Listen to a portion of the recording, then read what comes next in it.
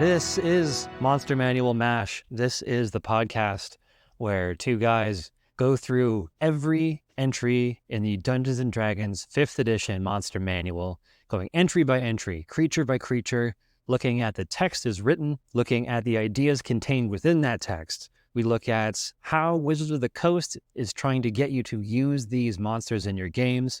What are the hooks of these monsters? What are they supposed to make you think and feel? Where do they come from? What are they about? What are they wearing? And this is all to help you have a better game and to think better and to look better and to never have something, never be left without anything to say at a party. Yeah. That's the Monster Manual MASH guarantee. You'll be so much fun at parties. You'll have so many monster facts, and if it's not working, you're going to the wrong parties, man. Yeah, take it from us. Yeah. Today, giant, big boys. They're huge. The entry is huge. It is like five or 6 pages, which is one of the biggest. I guess not for. I guess the biggest ones are demons, devils, and dragons. This is like a close second. Yeah, to those ones. Close second in terms of like the amount of like time given to them in the Monster Manual, but also like just their importance in like fantasy settings, you know, their stature, you know. Yeah, you can't really get a fantasy setting without something big in it.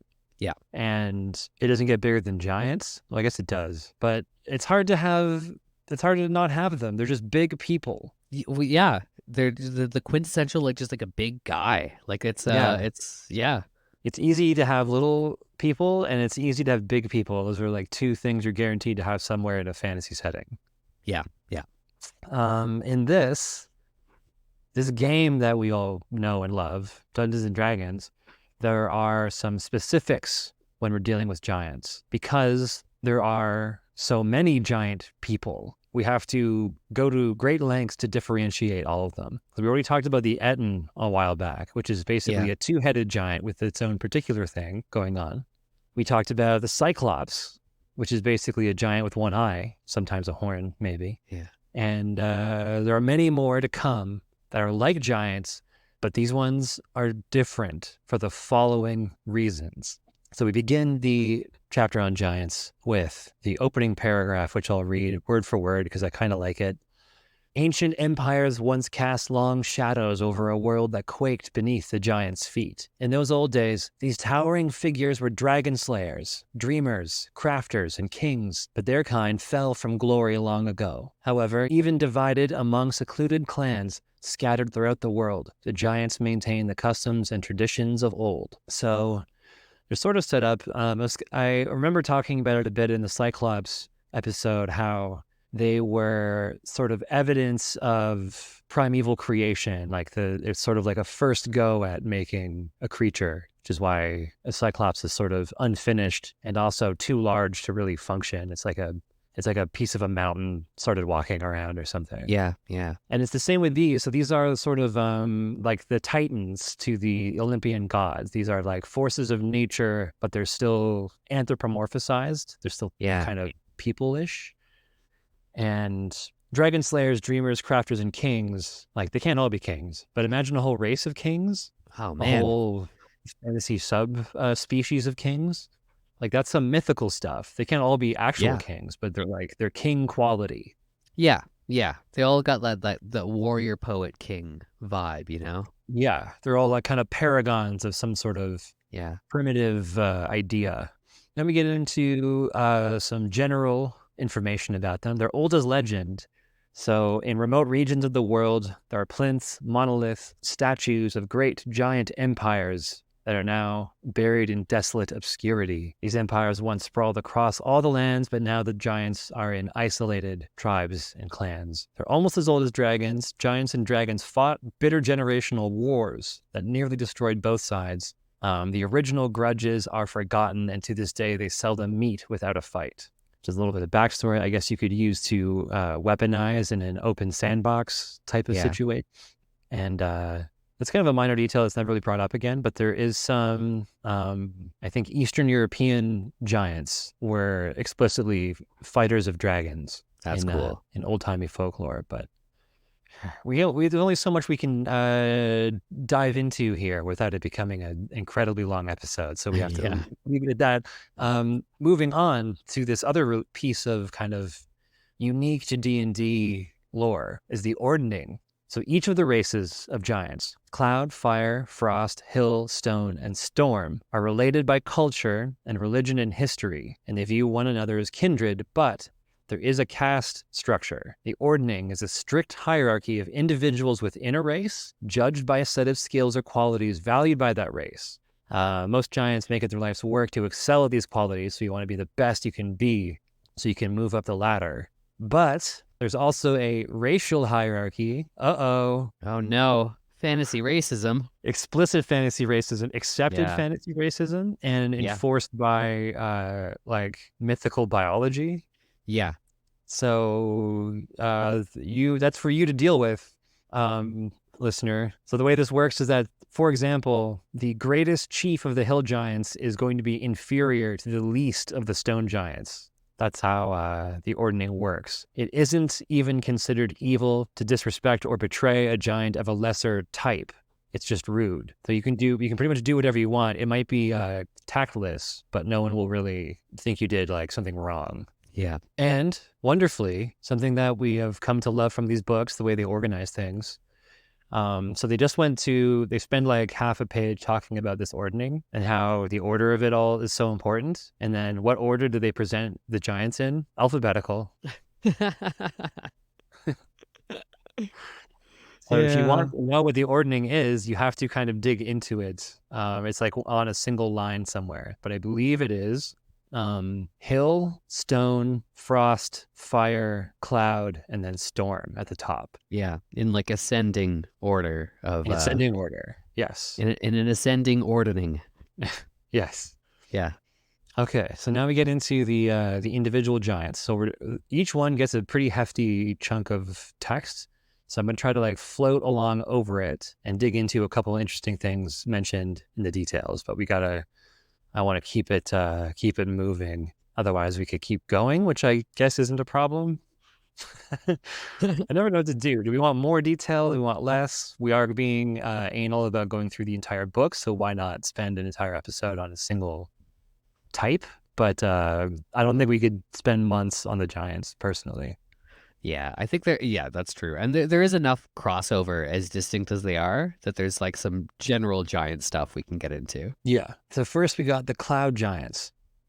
They live extravagant lives high above the world. They don't really care about other races except for amusement. They are muscular. They have silver or blue hair. They live in family bands all over the world. They turn to mist. They have airy domains in castles, tall mountain peaks, or on actual solid cloud. Which is classic giant stuff. Yeah, that's Jack and the Beanstalk type of thing. They're powerful spellcasters, and they are affluent princes. So this is the first subheading here. So these are second in rank only to the storm giants. But as we will learn later, storm giants are reclusive and antisocial, whereas cloud giants are socially involved. So they are ordering the lesser giants, organizing the other castes to seek out more wealth and beautiful art to hoard. So they're kind of like, they're just like royalty. They're sort of Olympian gods where they're extremely powerful, but they still have understandably human appetites. Yeah. And they care about, culture and art and stuff. Yeah, they care about showing off at least. I don't know if they like care about making art, but they care about having it, which is sort of how I think we feel about a lot of millionaires and billionaires. Oh, here's an interesting thing I think you would like. They keep extraordinary gardens with giant-sized fruit, and we explicitly have grapes as big as apples. And apples the size of pumpkins. Yeah. I didn't know if you had the book in front of you. I was going to ask you what you thought an apple would be the size of. And then a pumpkin the size of wagons. Yeah. Wagon-sized pumpkin is the cloud giant promise. That's great. I like the sort of power scaling of their garden fruits there. Yeah.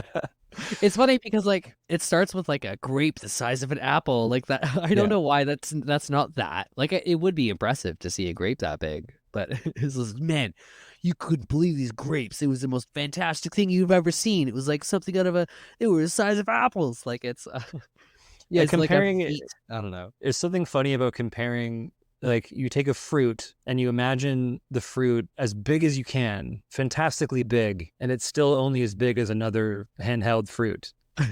Yeah. I think is the thing here. Yeah. Yeah. An apple the size of a pumpkin. Now we're talking. That's yeah. Yeah. Yeah. And then a pumpkin the size of a wagon. Get out of town.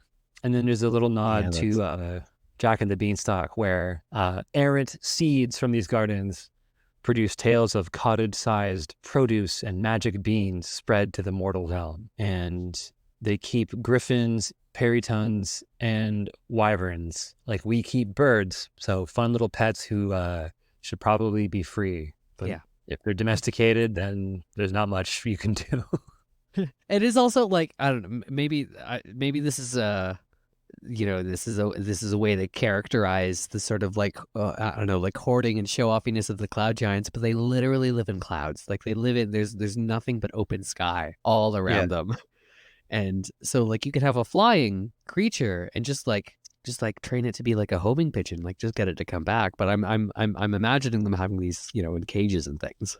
Yeah, they're not like companion animals. They're just showing off. Yeah. Because although like in folklore, giants can be friendly and they can be affable or they can be evil and they can be malicious and vindictive. But whatever they are, they tend to be pretty simple. Yeah. So if they're embodying a sort of aspect of nature, in this case, like airiness and haughtiness of the ruling place of clouds above the ground, if they are supposed to be like royalty, then it makes sense that they don't actually have close relationships with the things that they keep. Yeah. The lesser races they deal with. They do have a religion, and there are a bunch of like giant gods, but I don't really know much about them. But it does mention that cloud giants, the evil among them, the evil cloud giants, they like to align with this god Memnor for his self-interest and deceitfulness, and good giants appreciate the same god's intellect and silver-tongued speech, which suggests that even among a race, the race of giants, good or evil, they don't really... there's no like war between good and evil giants. They're all just kind of lumped in together. Yeah. Interesting that it's like they're aligned with different aspects of the same god. Yeah, because it makes it kind of a cohesive culture then, even if individuals within that culture are very opposed to each other. But that kind of makes them, to me, makes them like more of a whole part. Like, what am I trying to say? If they are supposed to be anthropomorphized nature, then it just makes them complete in and of themselves. Like there's no conflict within themselves. Nature contains both good and evil, so to speak. Yeah. Light and darkness, that would make sense from that. Yeah. Individuals in the race, in the ordning, compete by conspicuous wealth hoarding. And they also gamble on matters nominally outside their control, such as the results of a battle between mortals. Interference is considered cheating only if you get caught. Otherwise, it's cleverness, honoring Memnor. So there you have a very Olympian god element. Yeah. So these guys would be sort of like gambling on the affairs of mortals.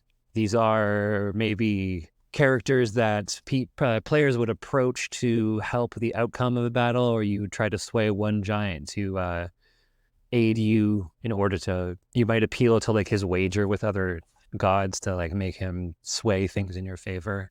Oh man, going to a giant casino and just like socially manipulating all of them and using that to affect the outcome of battles and history and everything. Socially engineering, wearing a nice it'd be like Casino Royale, where you go to the giant casino and you have to like saddle up to the roulette table of mortal outcomes.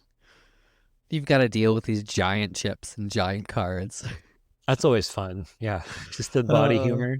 Yeah. Next are the fire giants. These are master crafters and organized warriors. They live in volcanoes and their derivatives.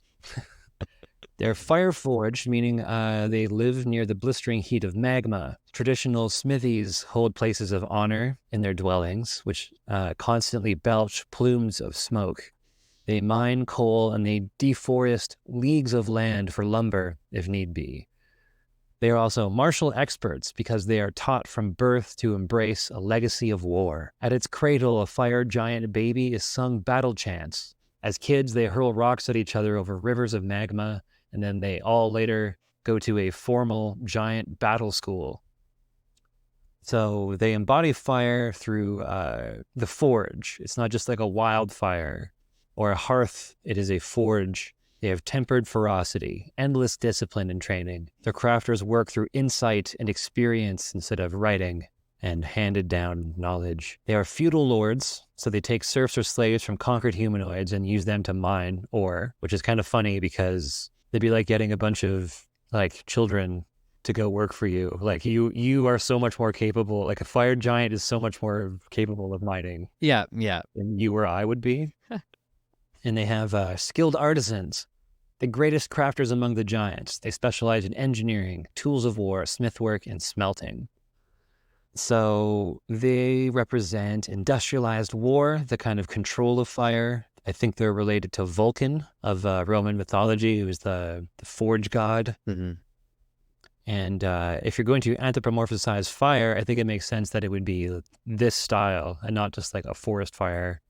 Yeah, like it's very much like it's pretty explicit. Like it's the fire of the forge, it's the ability of fire to make things, you know, like stronger and transformation. Yeah. And it's really dangerous and powerful, so you need discipline and focus, you know. Next is the frost giants. I'll read the first paragraph because I like it. Gigantic reavers from the freezing lands beyond civilization, frost giants are fierce, hardy warriors that survive on the spoils of their raids and pillaging. They respect only brute strength and skill in battle, demonstrating both with their scars and the grisly trophies they take from their enemies. They have hearts of ice, no farming, no livestock, only what is captured in raids or hunted across the tundra. They don't cook meat, finding the heat of fresh blood sufficiently warm for their palate. They are reavers of the storm. Amidst a frenzied blizzard, the war horn of the frost giants blare. They prize gems and jewelry more than currency. They are barbarians. They respect brute strength, superior musculature, and impressive scars. Mark your place in the ordning. They make war, not goods. Carving and leatherwork are the only non-combat skills that they appreciate. Bone and ivory are made into jewelry or weapons or tools. They reuse arms and armor of their smaller foes. So they are kind of like the harshness of cold weather, just hardened killer that breaks you down to your primitive desires and impulses.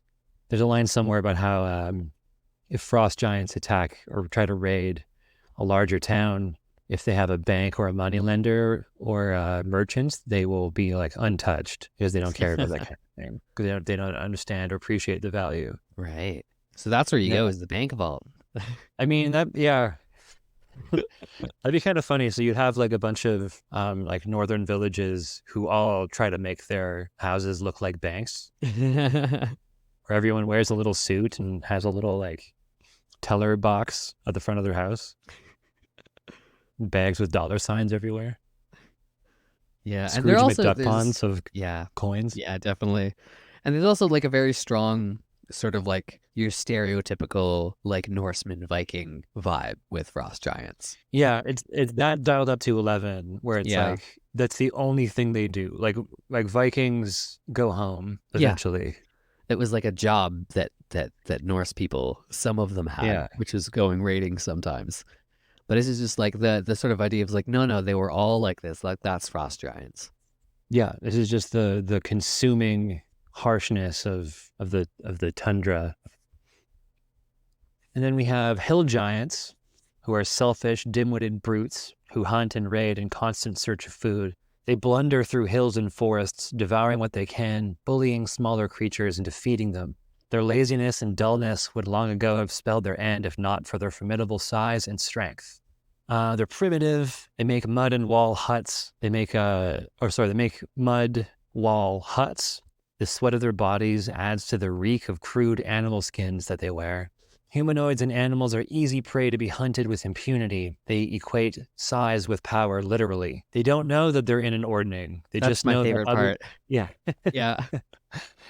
Yeah, it makes sense. They just know other giants are bigger and therefore more powerful and to be obeyed. They're voracious eaters because if they don't have anything else to occupy them, they eat as often as possible. They hunt alone or with a direwolf companion, so as not to have to share with other tribe members.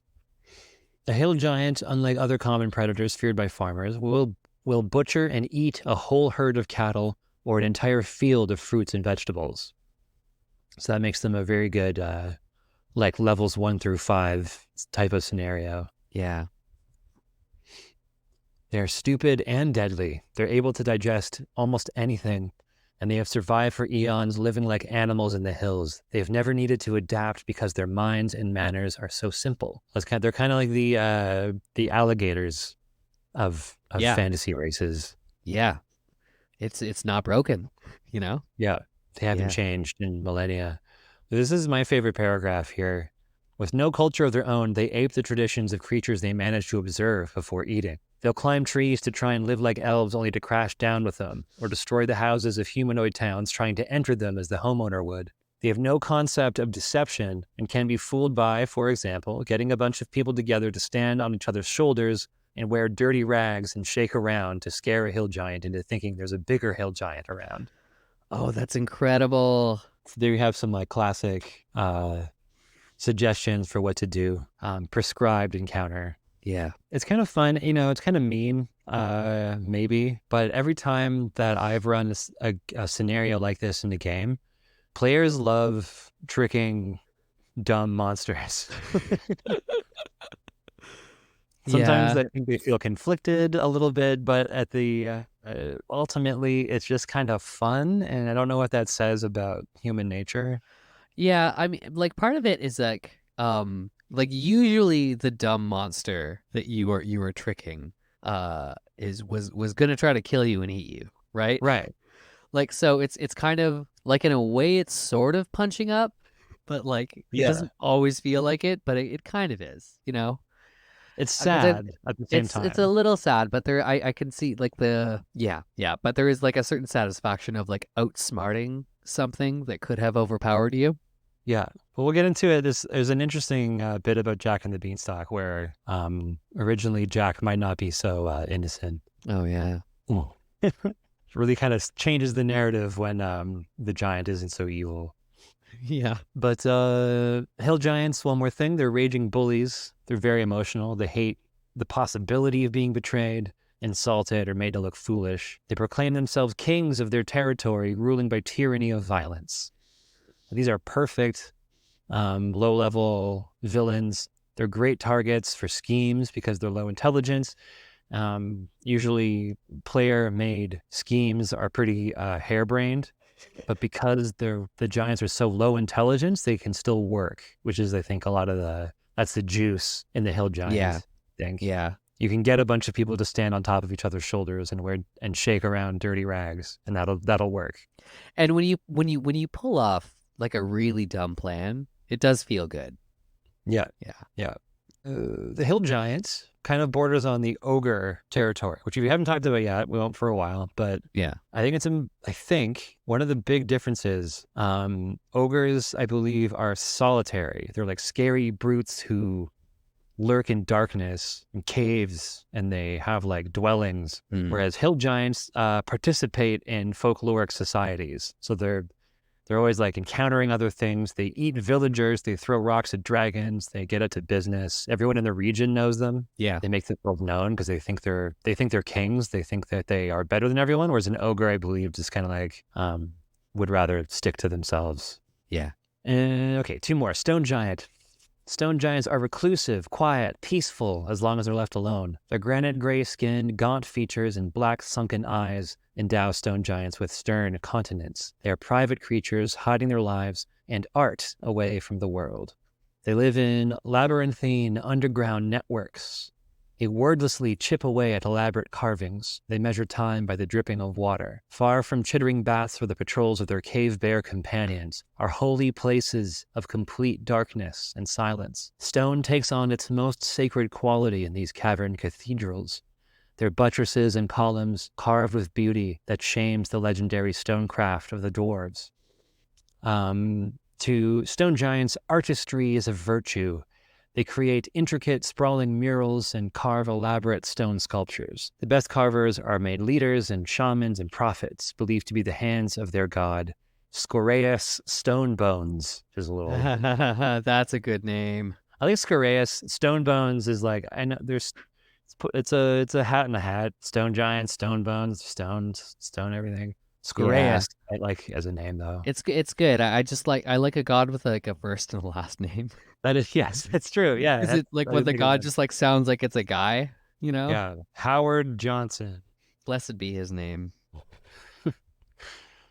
Despite their size, they are lithe and graceful. Even in combat, a stone giant strives to hurl boulders with brute strength, but also stunning athleticism and poise. They are dreamers under sky. They regard the world outside their underground homes as a realm of dreams where nothing is entirely true or real. There they behave as you or I might behave in our own dreams, making little account for their actions and never fully trusting what they see or hear.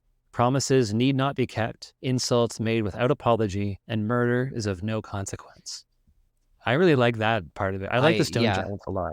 I really like the stone giants. Yeah, that's the dream thing is like so cool because it's so unnerving just to think about. Like not only are they like bigger than me, but they don't. It's almost like they're solipsists. Like they don't really think this is real. So there's no like they're simulationists. Yeah, which is the scariest thing. One of my coworkers said that her little boy, who's like 11 or 12, was talking about the simulation, like he believed it. I was just like, I was trying to warn her without fully letting on how deeply concerned I was. Yeah.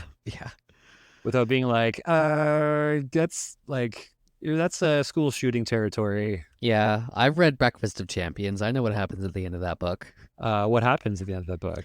Oh, well, there's a guy. It's been a while since I read it, but there's a guy who becomes convinced that he is in a solipsistic universe. So he's the only actual conscious being. Everyone else is like a projection, right? And just kind of goes on a rampage at the end because he can't be convinced out of it. That's part of it. I might be misremembering it. It's been a while since I read it, but yeah, that's like a major plot point is like a guy just slowly over time becomes convinced that nothing else is real but him. Yeah, I mean, I guess which is different than thinking that you're dreaming, but yeah. Yeah, but it means it still gives you the kind of impunity to behave however you want. Like anyone who's played a video game, maybe not everyone, but I think it's a fairly common behavior to, if it's a role-playing game where there are NPCs hanging around or friendly characters, you will pause the game, you will save it, and then you will just go on a murderous rampage. Yeah. Just to see if you can break the game. Who among us hasn't killed everyone in Whiterun? Just to see what would happen. Just to see if you could. Yeah. Just running amok in Vivek. Oh, taking on everyone, all including those orb meters. Yeah. Yeah. We're watching you, scum. I love those guys. Yeah, me too. That was a good town guard. Just gold masks. They hate you. Yeah, I made my character dress up like them the first time I played. They try to kill you if you dress as them. Yeah. Yeah. Worth it. Yeah. So that's the kind of thing like a stone giant, would get up to. Just yeah, exactly. Stone giants are the worst kind of solipsistic player of the video game. Yeah. Although I don't think they would be so like wantonly murderous because they don't seem to have that kind of temperament. But they might just kind of like check it out. They might just mess around. They're artistic, so they might have kind of inscrutable motivations to do things. And a good mission for some PCs could be to like guide a stone giant back to its home. Yeah. So it stops like trying to get come up with artistic ideas in what he thinks is a dreamland. Just like murdering sheep and like rearranging their bodies or something. Get back into your hole in the ground in the dark and carve things. Stay out of the surface. Which is also wild because like that's I don't know everything about stone giant because like they're at their least threatening, they're underground in the dark by themselves carving stones. You know, like Yeah, there's something they're not about that bothering anyone. too. Yeah, And they're interesting. What are they thinking about? They're like the long contemplations of mountains and deep rock. yeah. Because giants are. I mean, I can't remember if this has been explicitly mentioned, but I've always felt like giants. They're also like very long lived, typically, right? Like they're Hmm. so they would have a different perspective on time, Yeah, especially they the might. underground ones, because you wouldn't even know that days are passing if you're Yeah, you underground. wouldn't understand days. You just experience like one long, deep time period. One long dream. Yeah, and the environment suggested by the entry is cool too. Of there being vaults of complete silence and darkness, like maybe the like a reverse amphitheater where you can hear a pin drop, or like in Right. a room has been designed to completely absorb noise and noise and light. Yeah. I can imagine the stone giants being like really flexible and bendy as well.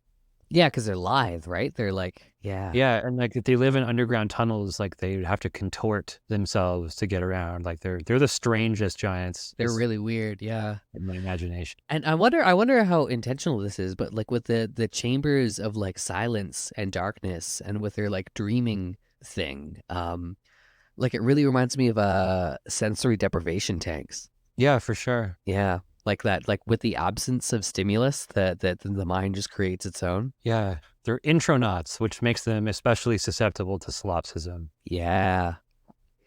Finally, we have the storm giant. They are contemplative seers living in places far removed from mortal civilization. They have violet or purple-gray skinned.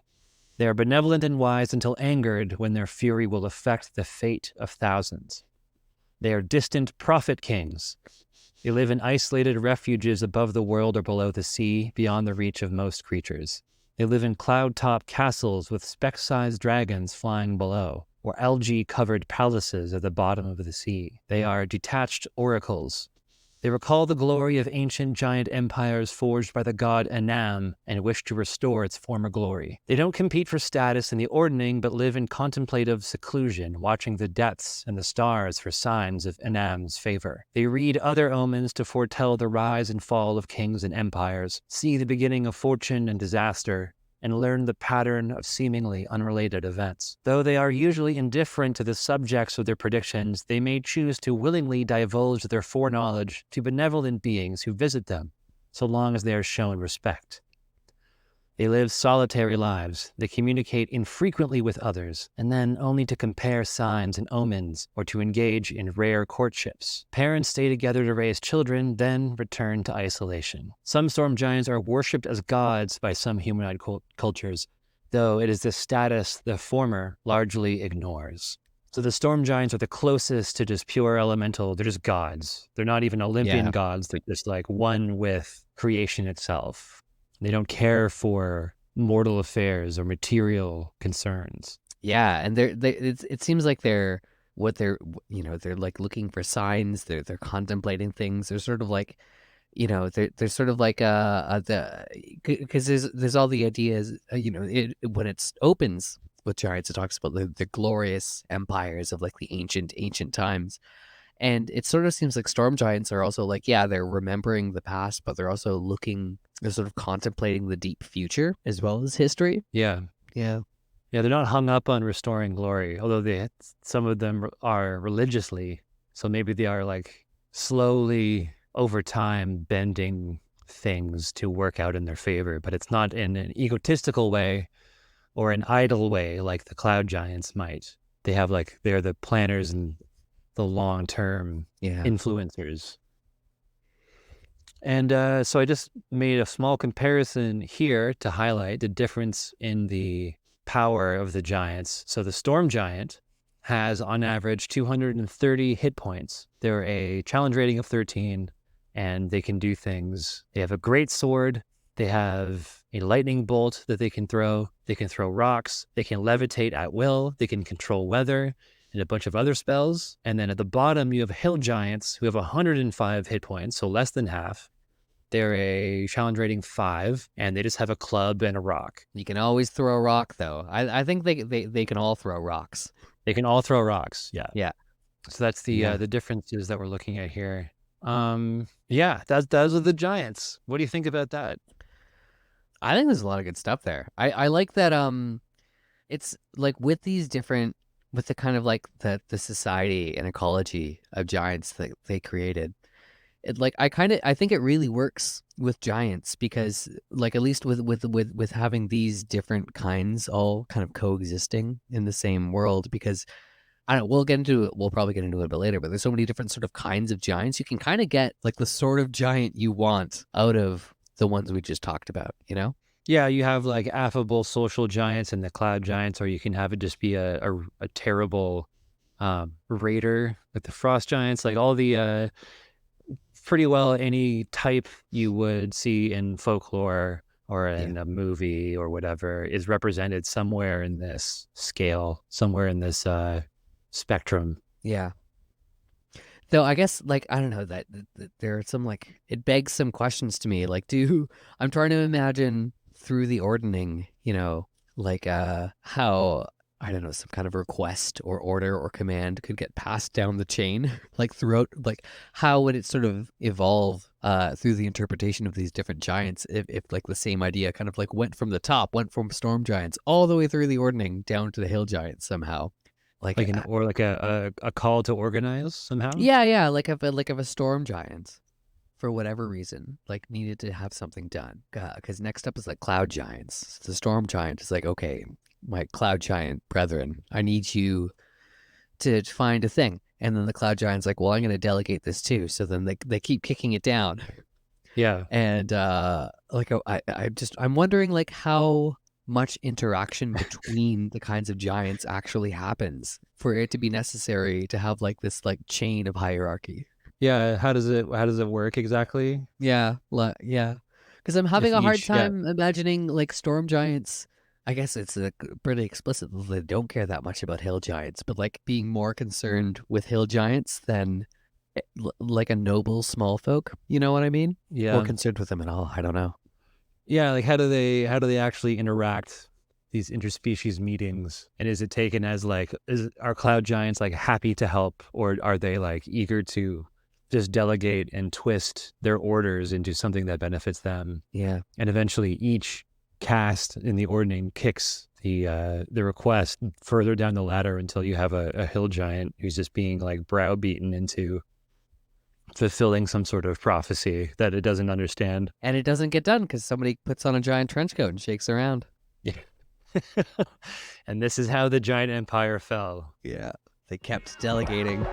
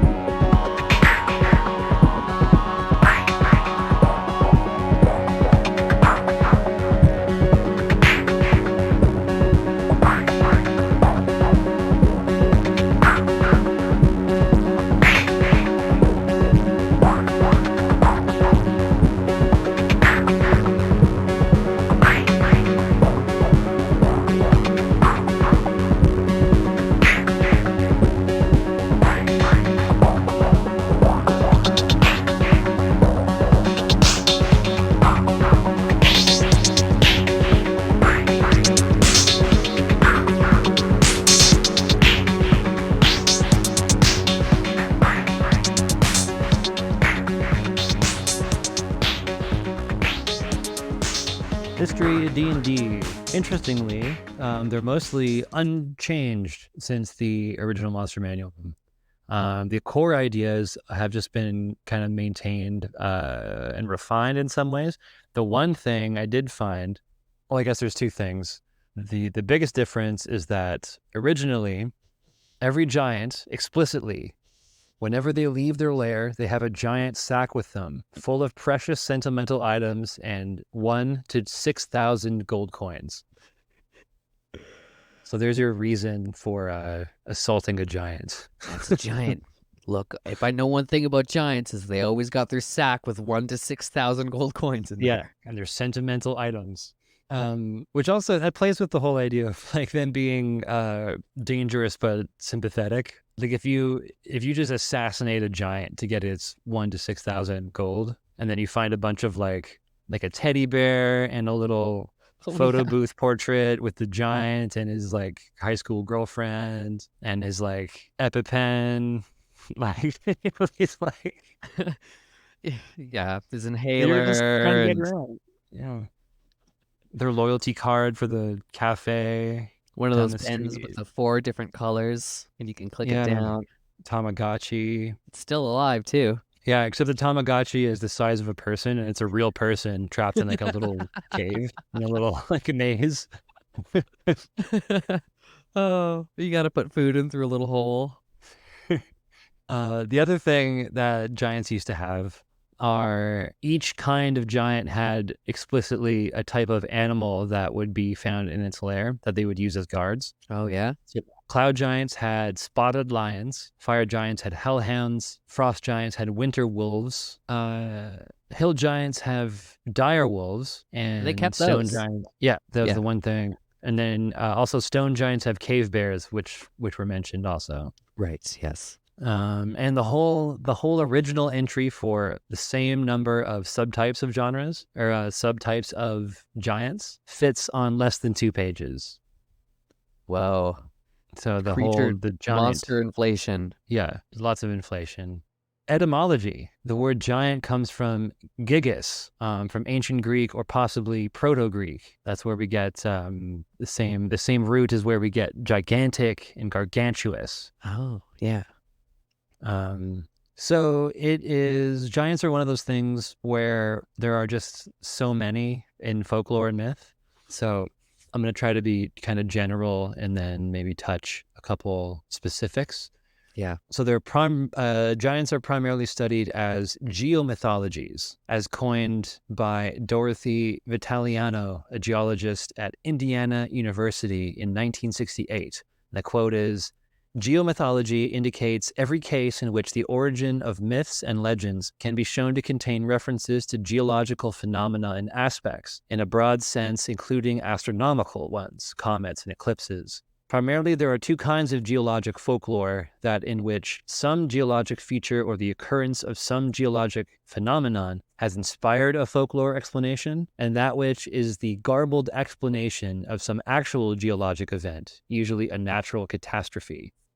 And that's why giants, as we understand them, different from ogres and different from ettins and different from whatever else, giants are tied to landscape and elemental nature. Yeah. Hills are big, so hill giants are big. Volcanoes are big, mountains are big, tundra is big, storms are big, clouds are big.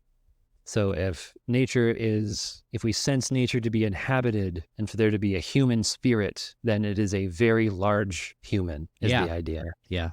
The author Claudine Cohen, in her 22 book, The Fate of the Mammoth, argued that the history of human interaction with fossil bones of prehistoric megafauna was heavily influenced by giant lore. The proto-scientific study of giants appears in several phases of human history. Herodotus reported that the remains of Orestes, Pliny, our old friend Pliny from various other monster entries, described a giant skeleton found in Crete after an earthquake and seemed to refer to evolution as the process by which giants become human size over time. So I don't know how that works, but that's kind of interesting.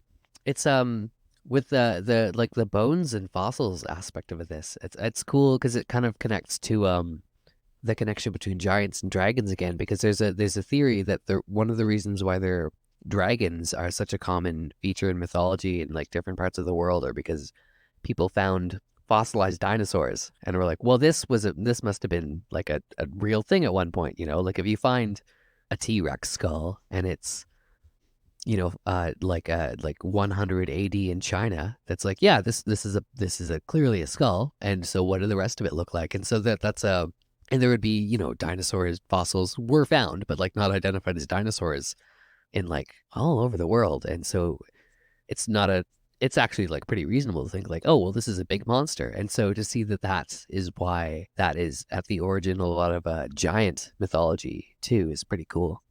Yeah, in a lot of ways, it's an easier leap to go instead of a dragon, which is like the same sort of deal, finding these fossils and not knowing what they are. Just to think that it's a big guy. Yeah, because like a lot of It's like, bones, it's just gonna look like a big femur anyways, right? yeah, So if you find like a big like bone-shaped bone, it's like, yeah, I see myself in that. That was probably a big guy.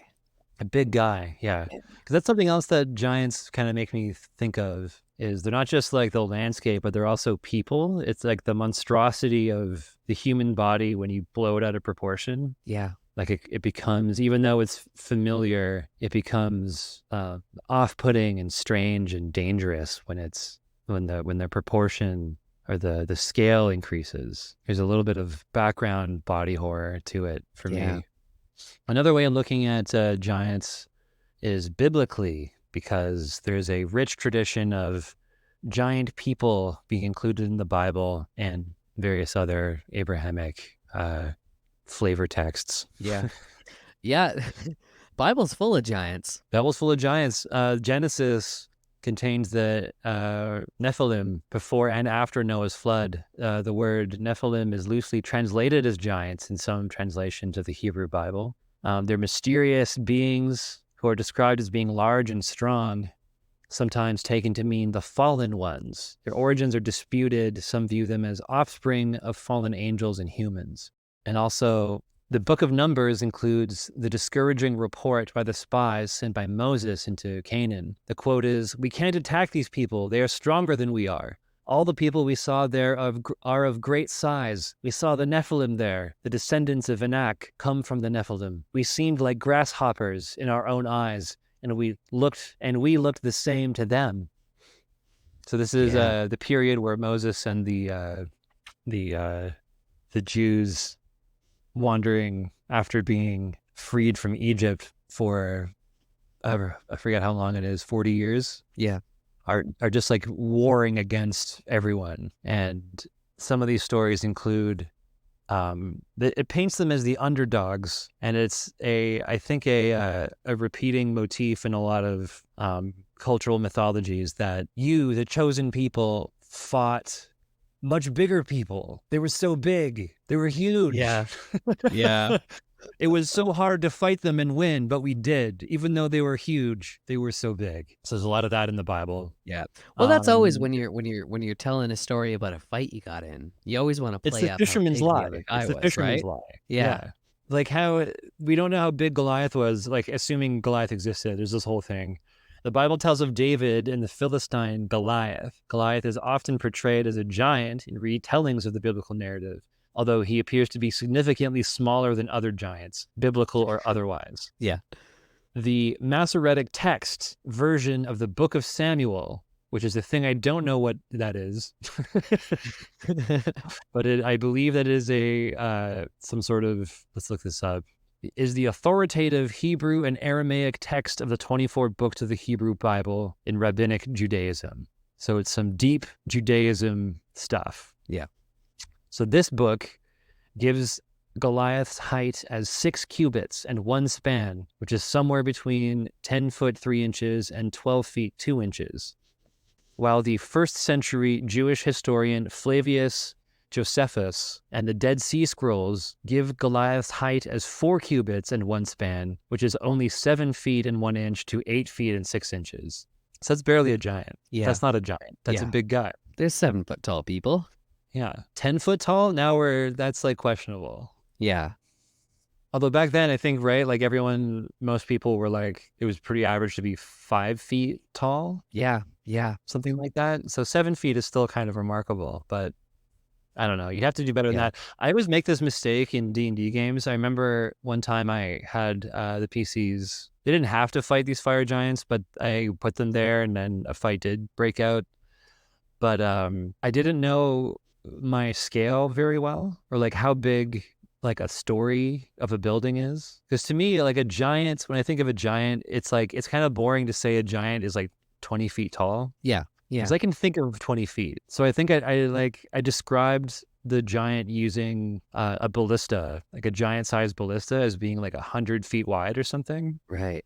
Then everyone started losing their minds or getting mad at me until I realized, until like I kind of worked it out and realized just how like insanely large 100 feet is. Yeah. So it's Yeah. difficult. You really have to know, like, you can't just be imaginative and also describe measurements in feet. Well, you have to like kind of actually know what you're talking about.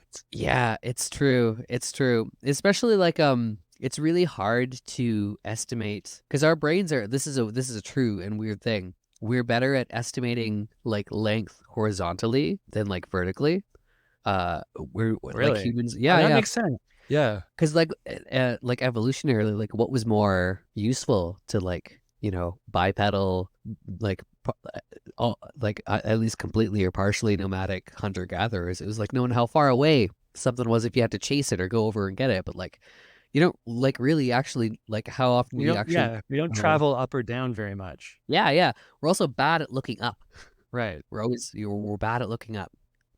So like it's this thing where you can look at a tree, and I think anybody who's climbed something can attest to this. You can look at something and be like, that doesn't look that tall, and you get up there, it's like, no, it's really tall. We Yes. underestimate how tall things are. Yes. Yes, exactly. Like I Yeah, remember climbing up on the roof of my house when I was a kid, thinking that it looked so easy, and then you get up there and then your whole world kind of opens up. You're like, yeah. I've definitely climbed a tree in my grandmother's backyard and then didn't know how to get down. Oh yeah, It's like been there. it's a whole other world. I'm still up there in some ways. Yeah, yeah. So and also, but with I don't know, like with these going back to like folklore about giants and stories, and from religious texts about giants, but like at a certain point, these were oral traditions, stories people told.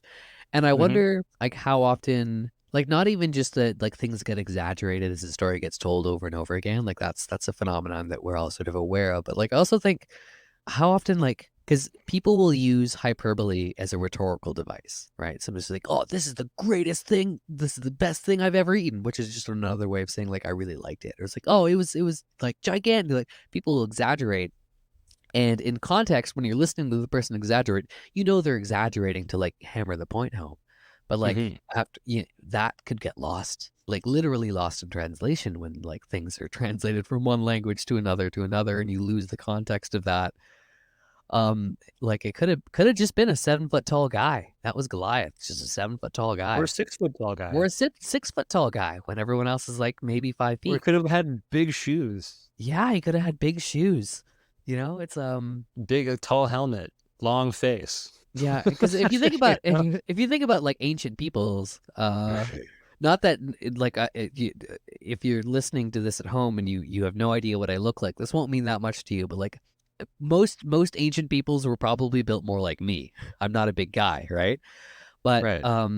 just like through genetic variation, like even if most people are around my size, you'll get a shack every now and then. You know, Yeah, you'll just get that a you rolled the dice enough times. yeah, And especially the tendency for the game of telephone for the size of something to increase. If people are retelling a story and they heard it one way, they might feel the need to embellish it further, which yeah. is how it gets bigger and bigger. That's how you get a Because you have to make yourself more special than the last person who told it. you got to tell it better, right? Yeah. That's how we got Paul Bunyan, right? Yeah. So Paul Bunyan actually had something about him here. He's actually the result of a official ad campaign. Oh wow, I So didn't he know was this. yeah, so in 1916, the advertising copywriter William B. Loghead wrote a pamphlet for the Red River Lumber Company using the Paul Bunyan folk character, who is known only to like as a subculture of woodsmen. He attributes the creation of several American landscapes, landmarks, and natural wonders to Paul Bunyan. So Paul Bunyan is the gigantic lumberjack and his blue ox who wandered around Yeah, North America and like built all of the wonders of nature with his axe out of it. Paul Bunyan and the ox is named Babe. Paul Bunyan and Babe are said to have created the 10,000 lakes of Minnesota by their footprints. And there are more details of their exploits, creations of body of water. Later authors, possibly tourist agents, would add other geographic features to ones that Paul supposedly created. He created the Grand Canyon by pulling his axe behind him, and Mount Hood by putting stones on his own campfire. Later, authors invented tales of Paul Bunyan finding a female giant as a spouse. Her first name is not revealed in the story. She's referred to as Mrs. Paul. The tale also mentions her having a daughter named Tiny. There's also a tale called Paul Bunyan Finds a Wife, where Paul rescues a lovely red-haired giant lady who has been trapped underneath an avalanche. And the grateful maiden, fittingly named Sylvia, for the Latin word for forest, falls in love with the kind and chivalrous treetop tall bachelor and marries him the same day. The burial of the original material under the stories of the commercial writers made it unclear for a long time whether Paul Bunyan was ever a genuine folkloric character, but apparently it's been researched and established that this was true. But the only reason he's talked about why you and I knew who he was is because of the Red River forestry campaign. Wild. Yeah. He's interesting for being like, as much as giants are symbols of nature or nature personified, they come out of nature. Whereas Paul Bunyan was like he was a giant, but he became a woodsman. He conquered and tamed nature. He shaped nature with his prowess, which is like the most American symbol you can get, where like going out there wearing a plaid shirt.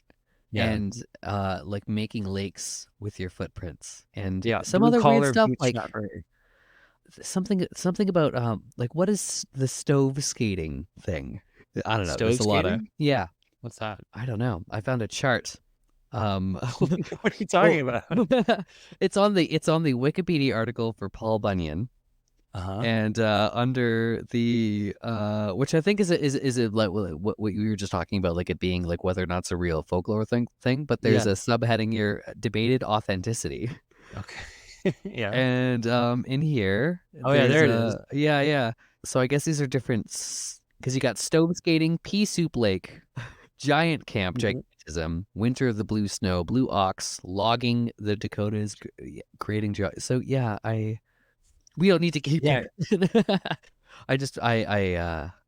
Very interesting. So they've researched and analyzed where different tales of Paul Bunyan came from and where they're included in whoever is writing about him. Yeah. It's just like people are very good at this. There's a whole research school. We've talked about it a little bit, I think, in the Genie episode, but where I was first introduced to this idea.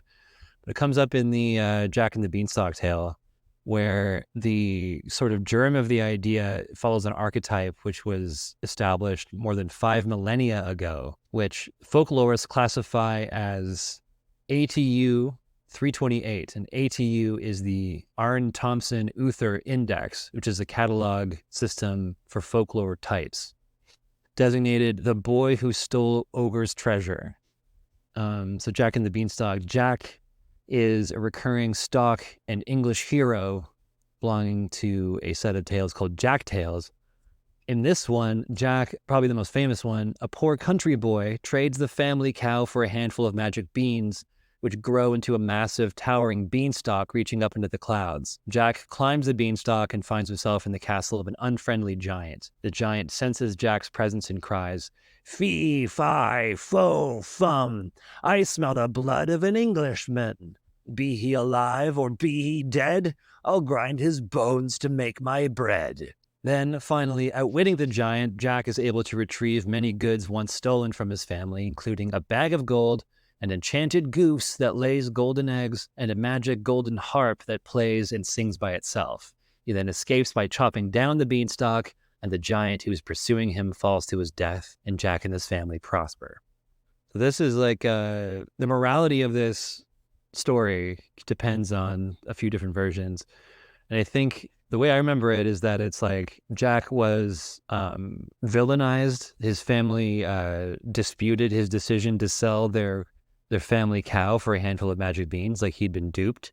Yeah. But then it actually ends up working, is sort of a story about taking chances, about making investments, risk taking, buying NFTs maybe. Yeah, yeah.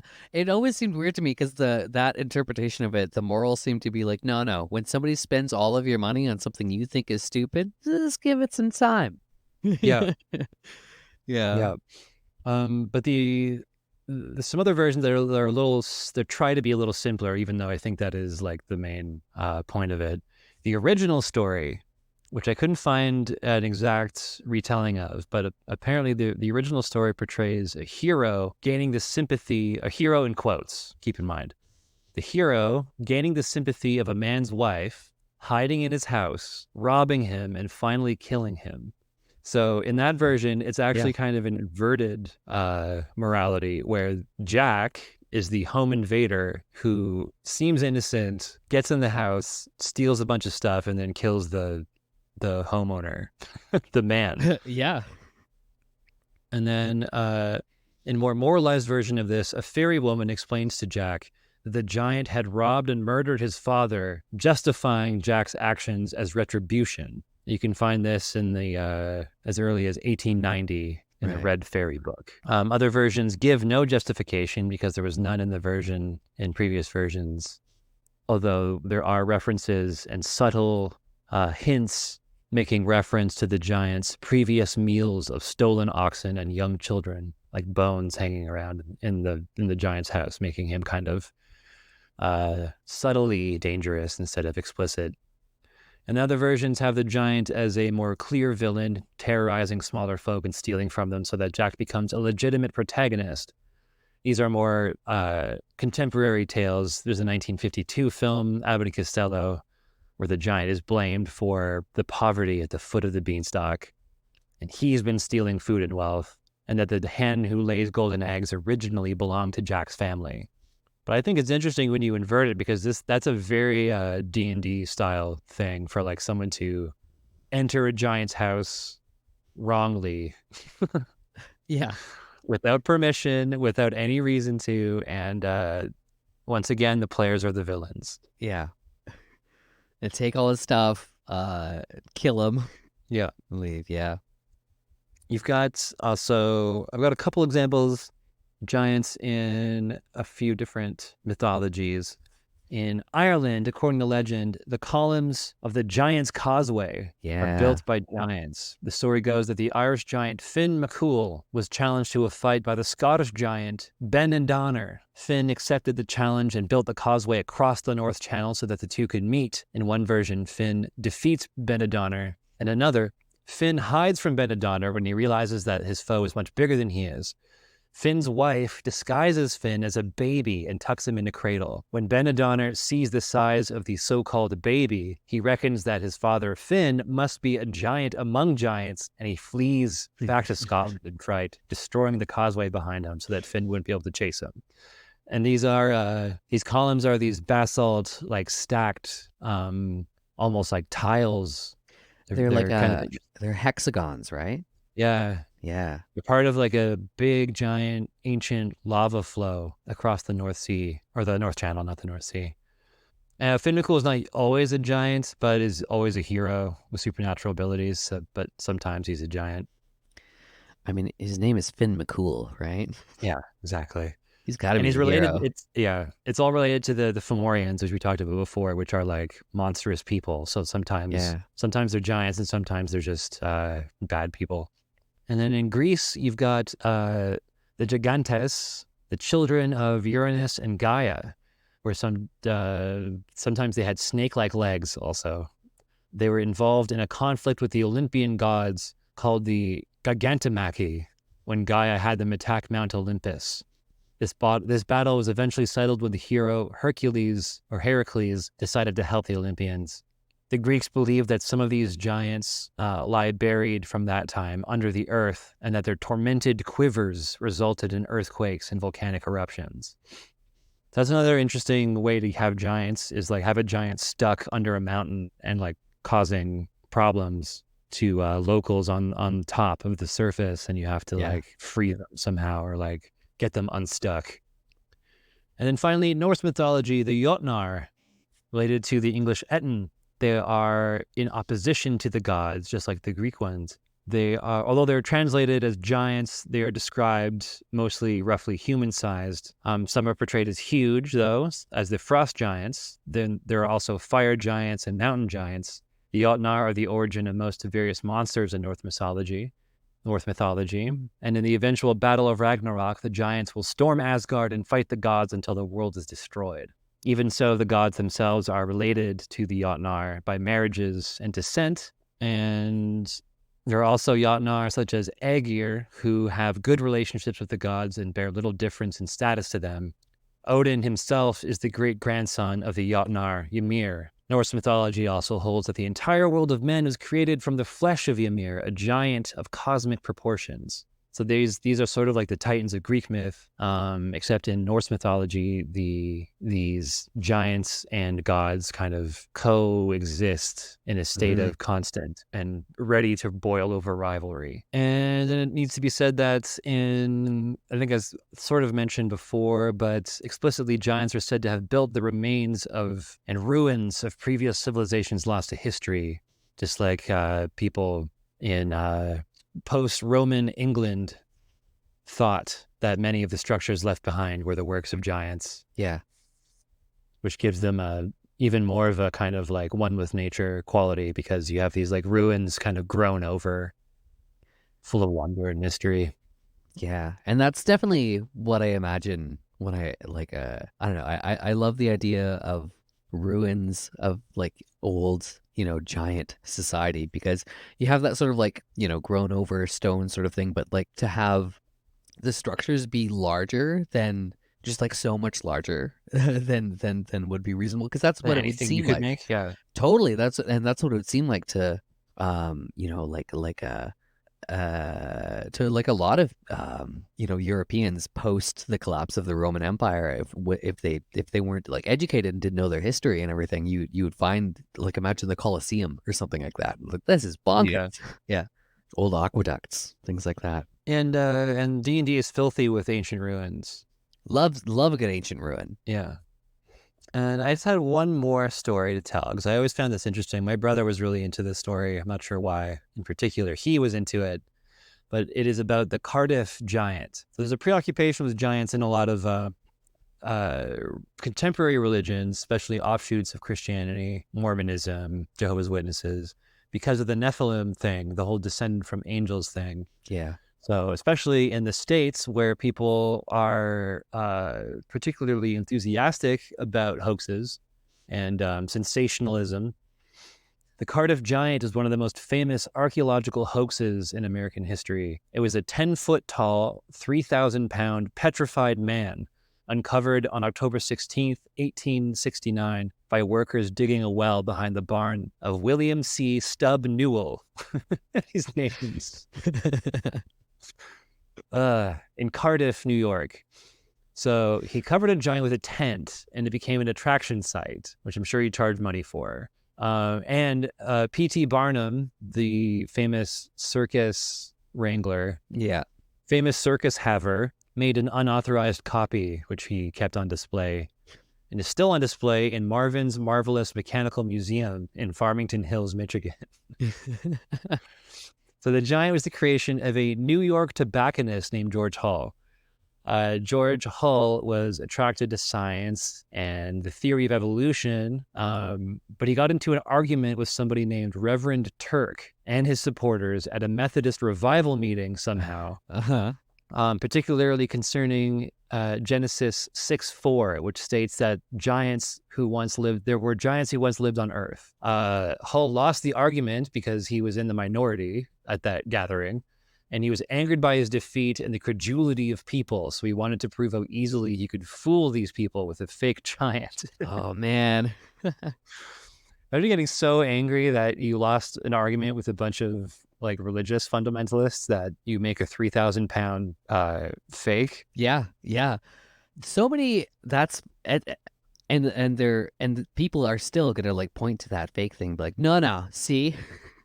Yeah. That's kind of how like a lot of flat Earth stuff started. Oh, 100%. Yeah. There's a big correlation between giant there are giant conspiracy theories also. Oh yeah. I mean, I guess, yeah, I mean, that should go without saying. But like contemporary, there are people who will share pictures of like old buildings, Right. and they're like surely giants and no other explanation. Or like, here's this picture of a really big shoe. Why would somebody make a shoe that big unless Yes. there were giants? Yes. Yeah. Yeah. Do you have a favorite fictional depiction of giants? I'm partial to the rock biter, who is a sort of giant. Yeah. I'm trying to think of. I like specifically in the 1989 animated BFG movie. Do you know that one? BFG. The Big Friendly Giant, but the 80s anime, like the Roald Dahl book. BFG. And then there's an 80s Okay. adaptation of it. Where I forget the kid's name, but when he gets stolen from his house, I remember this because the weird sort of like not fully human looking, like a more troll like giant, but these giants would somehow sneak around London at night and reach into kids' homes and take them into their like underworld, like volcano world. And it was way darker than it had any right to be. I always liked the creepy giants in the BFG. In that particular adage, the 1989 BFG. Okay. Yeah. I never read this book or seen this adaptation. That film it's much darker than it has any right to be. It's very strange. I haven't seen it since I was a kid, but I remember it being wild. If you look at images, you just see the friendly giant, the nice one that rescues the kid. But that might have been why I stayed away from it, because it sounded kind of boring. Like a friendly giant. Yeah, what am I going to do with the friendly giants? Yeah, keeps them from getting eaten by the not friendly giant, who is all the other giants. All the other ones want nothing more than to eat British children. Yeah, it's just funny because you wouldn't think that they don't look super healthy. No, and therefore not nutritious. But I don't know. But I think what I really liked was the idea that they were also somehow stealthy, like that nobody knew these giants were walking through the streets at night, reaching in through windows. Yeah, that sounds terrifying. Yeah. There's actually, like, I don't often think of giants in the media at large, but now that I'm thinking about it, there's actually a role-playing game supplement, a module called Deep Carbon Observatory. And this is kind of like an indie systemless game made by Scrap Princess and Patrick Stewart, who are kind of figures in the OSR kind of beginnings in the days of Google Plus, which are, I am saying things that don't mean a lot to a lot of people, but it is a very cool module that takes place in this underground observatory that I believe it's like an observatory that looks down like into the earth. Cool. And there is a giant. So this is what I was thinking of when we were talking about the stone giant. I was actually ripping off this idea about there's a giant who lives in this observatory, but he's entirely flexible. He's like made of putty basically, but so he can reach around doors and hallways, which is an extremely terrifying image. Yeah. So that's what I like, I guess. Yeah. And then you got, like a lot of, what were you going to say? Oh, I just like, I like that the through line between our favorite giants is that they're spooky and grabby. Yeah. Yeah. That's what you hate. That's what you hate about big people. They can just pick you up. I don't want a big hand to come in. I don't want a big me. hand picking me up. Yeah. One of the scariest things that ever happened to me was I was a full grown man. This happened maybe like 6 years ago. We were at the Spill, which is a bar here used to be a bar here in Peterborough, where Wes and I live. Yeah. Sorry, I just doxed us. But it's a bar here, or it used to be, and still in my heart exists. But there's a band playing, and they got off stage, and they were getting their shit together, and it was a big party atmosphere, lots of chaos, and they were leaving. They decided to leave, and one of them, who was like 7 feet tall, I want to say, maybe not that tall, maybe he was like 6'5" or something, but like way bigger than me. I found out after, thought I was one of his bandmates from behind. And in the spirit of rowdiness, as they were leaving, he thought I was his friend who was like not leaving, was being stubborn.